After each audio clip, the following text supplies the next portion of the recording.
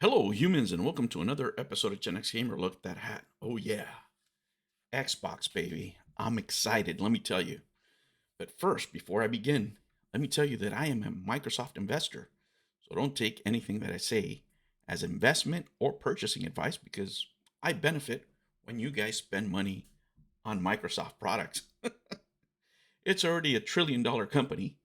And if this game goes the way I think it's going to go, might be sipping margaritas in an island sooner than I thought. All right, guys, what am I talking about? I'm talking about Starfield. That's right.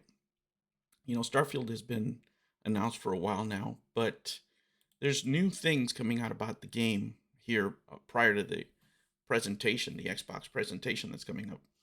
And specifically, Todd Howard, the director, and he's the executive producer not only of Starfield, but for The Elder Scrolls 6, he has revealed new details about the upcoming games. According to Howard, the players will have access to robust, I mean robust, character creation.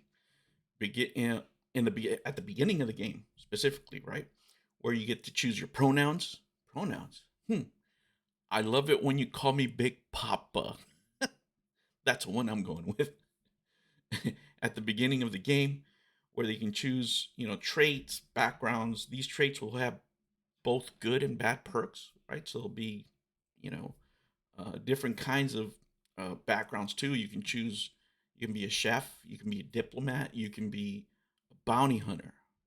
I'm going with bounty hunter. Oh yeah.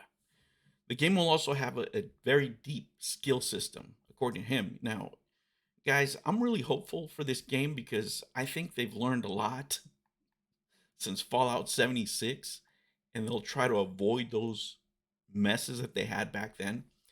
And having Microsoft, in the background, I think is really going to help with that. Now, crafting is going to be a key part of gameplay, according to him. Players will be able to gather resources, and help them and build and upgrade weapons, spacesuits, outposts, and the outposts specifically they're going to play a central role in the game, and they're going to be used to like replenish your supplies and do research stuff like that. And not only that, players will be able to fly around. That's right, you get to travel around space in their own ship, which won't require to be refueled, so you don't have to worry about that. The ships will have various power systems, weapon systems that can be upgraded. They'll also be able to dock with other ships, disable them, or even board them. You can go pirate, baby. Players will also be able to interact with other factions in the game like Constellation, United Colonies, Freestar Collective, Crimson Fleet, and more. There will be dialogue options for players, right? They'll be able to make choices that affect their relationship with other factions. So it's pretty deep. The game takes place in a new universe located 2330, 2350 light years from Earth, approximately, according to them, right? It will have over 1,000 planets, 100 systems, and a variety of aliens to discover, according to what they're saying. And they've been working on this game apparently since 2015. So it's been a while, right after the completion of Fallout 4.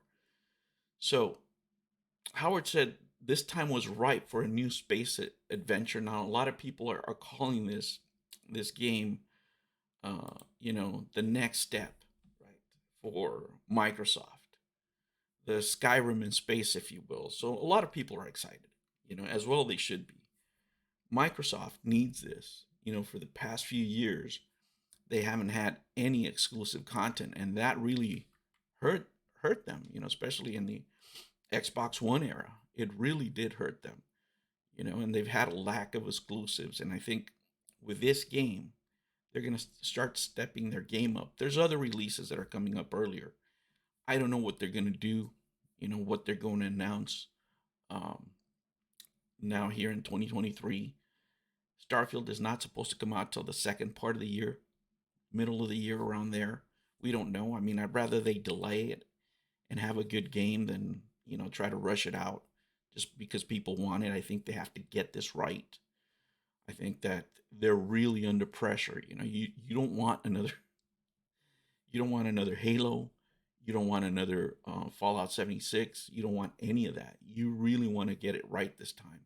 specifically because this is really going to be the flagship game for the Xbox, Series X, Series S, and specifically for the Game Pass, right? This really is going to cement uh, the legacy of the Game Pass, having exclusive games that you can only play on Xbox and on their service specifically, and if you can make it portable, whether you're playing on the Steam Deck or, playing on your phone, even on your phone, you can grind on this game.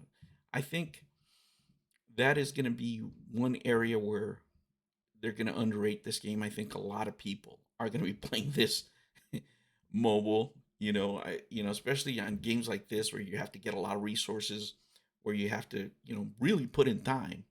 I can see people playing on their phones and grinding away on their breaks at work or something, so they don't have to do it every weekend. But who knows? I don't know what kind of experience it's going to be overall on a mobile platform. If you have a jack phone, I think it might make it better. But let me tell you this, guys: if we get any part of the legacy of Skyrim, if we get those players on board, if we get loyal Fallout 76 players on board, I think this is going to look really, really good for this franchise, for Xbox specifically, and that it will give them something to build on as far as exclusivity. They've been acquiring all these studios throughout all this time, and we haven't seen any fruits of it as of yet, right? They still have to fulfill other contracts with Bethesda. A lot of them are going to be over in March, and they're going to be able to bring some of those games too, whether it's Deathloop, right, was one of them, and they're going to do some new things. I hope, right? I don't know if it's going to be exclusive content. I don't know if it's going to be exclusive characters. I think part of the plan also is to bring some of these games to other platforms, but I don't know what the changes are going to be. Especially with all the trouble they're having with a lot of countries thinking they're trying to monopolize things. Probably the way to go is to make these versions exclusive to the Xbox, and then maybe put something for other consoles, maybe a different version of it. That could be it. I don't know. But let me tell you guys, I've been waiting for this game for a long time. I've been waiting for Xbox to have exclusive content again. And I think this right here is going to be it. This is where they put all their money. This is where they put a lot of resources. This is where they put a lot of advertising. So this game has to hit it out of the park. And I think the key here is to be able to play this game in multiple ways, whether it's on your console, whether it's on PC, whether it's on mobile. I think if they do all those things, this game right here should be a hit. Right, guys, that's how I feel about Starfield. If you like this kind of content, make sure that you like, that you subscribe, and ring the bell, because you never know when I'm going to be on. I'll catch you on the next one. Take care. New videos every week. Make sure you don't miss out and subscribe.